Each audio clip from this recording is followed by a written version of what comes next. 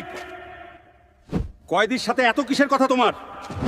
Sir দেখেন, Hulk না জেলখানাতেই থেকে যেতে চাচ্ছে, জামিন হতে চাচ্ছে না। না না, এই মালটারে এখানে রাখা যাবে না। ও কি বাপের হোটেল পাইছে নাকি এটা?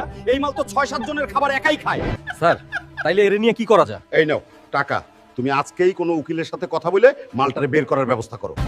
দেখো মিয়া, স্যার নিজে তোমার জামিনের ব্যবস্থা করে দিচ্ছে, আর তুমি মিয়া বাড়ি যাইতে চাচ্ছ না। কি হয়েছে কি বলো তো আমাকে? কি বলবো স্যার, আমি বিয়ের 1 মাস পরেই কাতার চলে গেছিলাম, আর আসলাম আজ 5 বছর পর। তারপর কি হলো? চায়ের দোকানে যেখানেই যাই শুনি আমার বউ নাকি সবাইকে খুশি রাখে, কারো মনে কষ্ট দেয় না।